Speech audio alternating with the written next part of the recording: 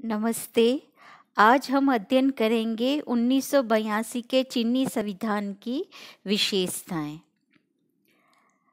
पिछले संविधानों की तुलना में 1982 के संविधान का आकार काफ़ी बड़ा है। इसमें 138 अनुच्छेद है। संविधान को 5 भागों में बांटा गया है। संविधान की प्रस्तावना तथा 4 अन्य अध्याय। प्रस्तावना में कहा गया है कि सभी राष्ट्र जातियों ने मिलकर चीन की संस्कृति को वैभवशाली बनाया है और क्रांति की गौरवपूर्ण विरासत को कायम रखा है। चीन के संविधान की विशेषताएं इस प्रकार है। फर्स्ट, संक्षिप्त संविधान। चीन का वर्तमान संविधान 1982 का वस्तुतः एक संक्षिप्त संविधान है जिसमें 138 अनुच्छेद और एक प्रस्तावना है। वर्तमान संविधान में 5 भागों में बांटा गया है जिसमें एक प्रस्तावना और 4 अध्याय है। इस प्रस्तावना में जनवादी चीन के ऐतिहासिक विकास के अनुभवों का विवरण दिया गया है। इसमें संविधान के दर्शन, दल के प्रत्यक्ष शासन तथा सामाजिक व्यवस्था को परिभाषित किया गया है। सेकंड, लिखित तथा निर्मित संविधान। नया संविधान लिखित है। इसका निर्माण विशेष रूप से नियुक्त की गई एक समिति तथा जनवादी कांग्रेस ने किया है। अतः इसे लिखित होने के साथ साथ निर्मित संविधान भी कह सकते हैं। संविधान के प्रथम अध्याय में सामान्य सिद्धांतों का वर्णन मिलता है। दूसरा अध्याय नागरिकों के मौलिक अधिकारों तथा कर्तव्यों का वर्णन करता है। तीसरा अध्याय राज्य संरचना अर्थात सरकार के विधायी, कार्यकारी और न्यायिक अंगों पर प्रकाश डालता है। चौथा अध्याय राष्ट्रध्वज, राज्य चिन्ह तथा राजधानी का ब्यौरा प्रस्तुत करता है। थर्ड, कठोर संविधान। यह एक कठोर संविधान है। इसमें संशोधन उतनी ही सुगमता से नहीं किया जा सकता जितनी सुगमता से कोई साधारण कानून बनाया या मिटाया जा सकता है। संविधान संशोधन का प्रस्ताव राष्ट्रीय जन कांग्रेस की स्थायी समिति अथवा 115 से अधिक संसद सदस्यों द्वारा प्रस्तुत किया जा सकता है, पर वह तभी मान्य होगा जबकि वह राष्ट्रीय जन कांग्रेस द्वारा 2/3 बहुमत से पारित कर दिया जाता है। इस प्रकार चीन का 1982 का संविधान कठोर संविधान है। फोर्थ, जनवादी लोकतांत्रिक तानाशाही। पिछले संविधानों में सर्वहारा वर्ग की तानाशाही शब्द का उल्लेख मिलता है, जबकि 1982 का संविधान जनता के जनवादी अधिनायकत्व की घोषणा करता है। 1982 के नए संविधान के प्रथम अनुच्छेद में यह घोषणा की गई है, जनवादी चीन जनवादी लोकतांत्रिक तानाशाही वाला राज्य है जिसका नेतृत्व श्रमिक वर्ग के हाथों में है और जहां श्रमिकों तथा किसानों के बीच अटूट मैत्री संबंध विद्यमान है। जनवादी लोकतांत्रिक तानाशाही से अभिप्राय है नागरिकों को राजकीय मामलों में हाथ बटाने का पूरा अधिकार हासिल है। हर स्तर पर जनसभाओं यानी विधानमंडलों का गठन किया गया है और उनमें ज़्यादातर किसान, मजदूर और साधारण वर्गों के लोग पाए जाते हैं। लोकतांत्रिक तानाशाही में बहुसंख्यक किसानों व मजदूरों का अल्पसंख्यक जमींदारों और प्रतिक्रियावादी पूंजीपतियों पर नियंत्रण होता है। फिफ्थ, जनवादी गणतंत्र।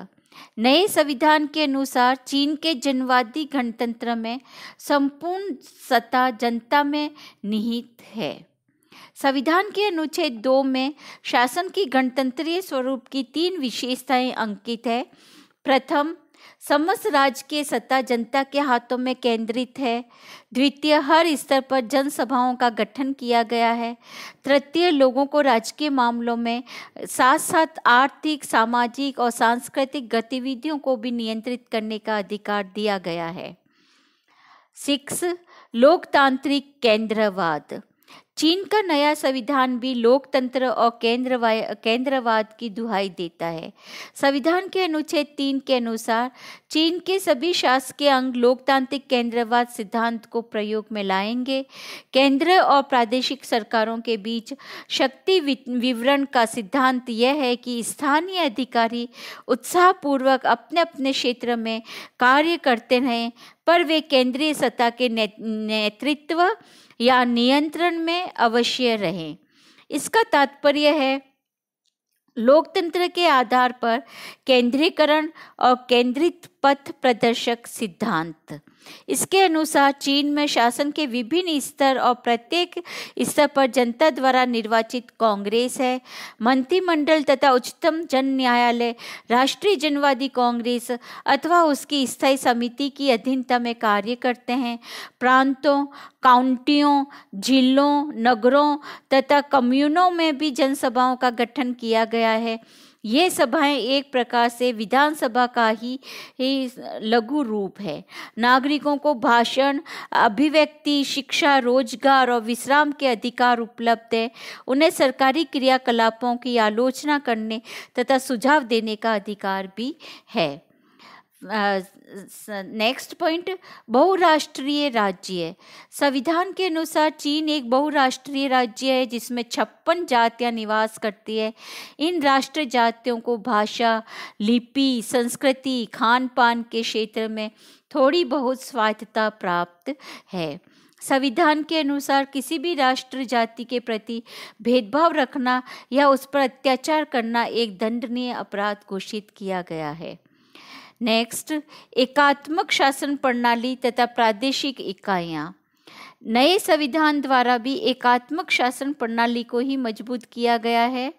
यद्यपि शासन एक ही स्थान से संचालित होता है एवं शक्तियां एक ही इकाई में निहित है, जैसा कि एकात्मक संविधान में होता है, केंद्रीय सरकार जब चाहे घटक इकाइयों को समाप्त कर सकती है और जब चाहे उनके अधिकारों में भी परिवर्तन कर सकती है। शासन की विभिन्न इकाइयां हैं। प्रांत अथवा स्वायत्त प्रदेश। प्रत्येक प्रांत अथवा स्वायत्त प्रदेश को प्रीफेक्टों अथवा स्वायत्त प्रीफेक्टों में बांटा गया है। उनके नीचे है काउंटियां अथवा स्वायत्त काउंटियां तथा प्रत्येक काउंटी अथवा स्वायत्त काउंटी के अंतर्गत बहुत से जन कम्यून व कस्बे हैं। नेक्स्ट, नागरिकों के मूलभूत अधिकार तथा कर्तव्य। नए संविधान के अध्याय 2 में अनुच्छेद 33 से 56 तक नागरिकों के मौलिक अधिकारों तथा कर्तव्यों का वर्णन किया गया है। इन अधिकारों को 4 भागों में बांटा जा सकता है। पहला, आर्थिक अधिकार। नागरिकों को बहुत से आर्थिक अधिकार दिए गए हैं, जैसे काम का अधिकार, विश्राम का अधिकार, बुढ़ापे, बीमारी, अशक्तता की स्थिति में यानी अपाहिज होने पर आर्थिक सहायता पाने का अधिकार। नए संविधान काम के अधिकार को कर्तव्य के रूप में भी देखता है। अनुच्छेद 42 के अनुसार काम करना नागरिकों का अधिकार भी है और कर्तव्य भी। सेकंड, राजनीतिक अधिकार। नागरिकों को अनेक राजनीतिक अधिकार प्राप्त है, जैसे 18 वर्ष या उससे ऊपर की आयु के सभी स्त्री पुरुषों को वोट देने का अधिकार प्राप्त है। नागरिकों को यह अधिकार भी प्राप्त है कि वे अपने सरकारी अधिकारियों के विरुद्ध शिकायतें दर्ज करा सकें। राष्ट्रीय जन कांग्रेस के सदस्य उन यूनिटों की निगरानी में कार्य करेंगे जिन्होंने उन्हें चुना है। इन यूनिटों को अपने प्रतिनिधि वापस बुलाने का अधिकार भी है। थर्ड, सामाजिक और सांस्कृतिक अधिकार। नागरिकों को अनेक सामाजिक तथा सांस्कृतिक अधिकार दिए गए हैं, जैसे शिक्षा का अधिकार, साहित्य, कला व संस्कृति के क्षेत्र में अनुसंधान एवं सृजन की स्वतंत्रता। संविधान में कहा गया है कि राज्य विज्ञान, शिक्षा, साहित्य, कला, तकनीकी व सांस्कृतिक कार्यक्रमों को प्रोत्साहन देगा। नेक्स्ट, व्यक्तिगत स्वतंत्रताएं। कई व्यक्तिगत स्वतंत्रताएं भी दी गई है, जैसे भाषण, अभिव्यक्ति, सभा व प्रदर्शन आदि की स्वतंत्रता, धर्म पालन की स्वतंत्रता, अनुचित रूप में बंदी न बनाए जाने की गारंटी तथा पारिवारिक सुरक्षा की व्यवस्था। संविधान यह घोषणा करता है कि महिलाओं को पुरुषों के समान ही अधिकार उपलब्ध है। संविधान में नागरिकों के अनेक कर्तव्य का भी वर्णन किया गया है। नागरिकों का यह कर्तव्य है कि संविधान व कानूनों का पालन करे, सार्वजनिक संपत्ति की रक्षा करे, मातृभूमि की रक्षा करे, सेना में भर्ती होने के लिए सदैव तैयार रहे, करों का नियमानुसार भुगतान करे तथा आक्रमणों का प्रतिरोध करे। संक्षेप में अन्य पिछले संविधानों की तुलना में नागरिकों के अधिकार एवं कर्तव्य काफ़ी विस्तृत है। नेक्स्ट, समाजवादी अर्थव्यवस्था। संविधान के अनुसार अर्थव्यवस्था का समाजवादी राज्य के क्षेत्र सबसे अधिक महत्वपूर्ण तथा विस्तृत है। खनिज पदार्थ उद्योग, व्यापार, वन संपदा, यातायात तथा समाजवादी राज्य के स्वामित्व और प्रबंध में संचालित होते हैं। राज्य भूमि का आवश्यकता अनुसार राष्ट्रीयकरण कर सकता है। संविधान के अनुच्छेद 8 के अनुसार अर्थव्यवस्था का ग्रामीण क्षेत्र श्रमजीवी कृषकों के सामूहिक स्वामित्व में है। ग्रामीण कम्यून इसका उदाहरण है। चीन की अर्थव्यवस्था का प्रधान आधार जन कम्यून है। संविधान का अनुच्छेद 6 यह घोषणा करता है कि प्रत्येक व्यक्ति को अपनी क्षमता के अनुसार कार्य करना होगा और कार्य के अनुसार वेतन मिलेगा। अनुच्छेद 12 के अनुसार समाजवादी संपत्ति की चोरी, समाजवादी योजनाओं और अर्थव्यवस्था को नुकसान पहुंचाना आदि कार्यों को दंडनीय घोषित किया गया है। अनुच्छेद 13 के अनुसार राज्य नागरिकों के द्वारा कानून के अनुसार अर्जित व्यक्तिगत आय, बचत, मकान इत्यादि की सुरक्षा प्रदान करता है। नेक्स्ट, एक दलीय प्रणाली। नए संविधान की प्रस्तावना में साम्यवादी दल के महत्व और भूमिका की सराहना की गई है। संविधान से स्पष्ट होता है कि चीन की समग्र जनता के नेतृत्व की धुरी साम्यवादी दल है। संविधान की प्रस्तावना में लिखा गया है कि पिछले 30 वर्षों से सभी जातियों के लोगों ने साम्यवादी दल के नेतृत्व में अपनी विजय यात्रा जारी रखी है एवं बड़ी सफलताएं अर्जित की है। चीन में कहने के लिए साम्यवादी पार्टी के अलावा 8 पार्टियां और भी है, पर उनका नेतृत्व साम्यवादी पार्टी ही करती है। नेक्स्ट, केंद्रीय सैनिक आयोग। नए संविधान में एक केंद्रीय सैनिक आयोग की व्यवस्था की गई है। सेना को निर्देश यही आयोग देता है। इस आयोग में सभापति, उपसभापति तथा सदस्य है। आयोग के समस्त दायित्वों की जिम्मेदारी सभापति पर है। सैनिक आयोग के सभापति राष्ट्रीय जन कांग्रेस तथा उसकी समिति के प्रति उत्तरदायी है। नेक्स्ट, राष्ट्रपति पद की पुनः प्रतिष्ठा।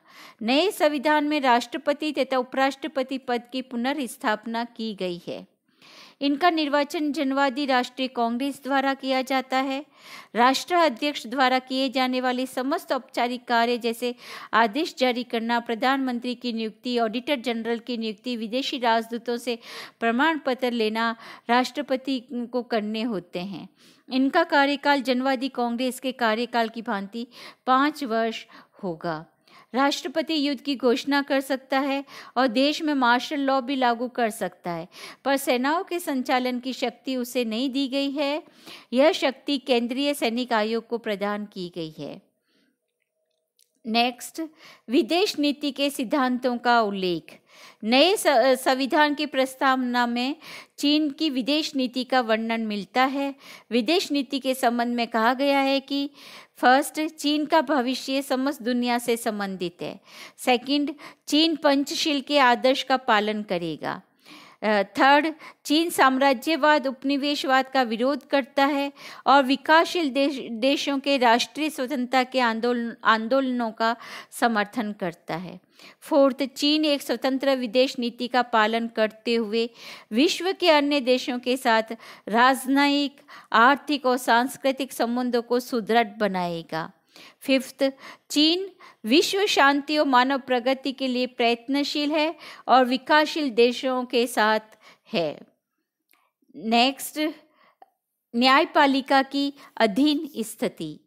जनवादी चीन में न्यायपालिका की स्वतंत्रता, सर्वोच्चता और निष्पक्षता जैसे सिद्धांतों को स्वीकार नहीं किया गया है। वहाँ न्यायपालिका प्रशासन का एक अधीनस्थ अंग है। वहाँ न्यायपालिका को संविधान की व्याख्या करने, संविधान विरोधी कानूनों को रद्द करने तथा सरकारी हस्तक्षेप के विरुद्ध नागरिकों के मूल अधिकारों की रक्षा करने का भी अधिकार नहीं है।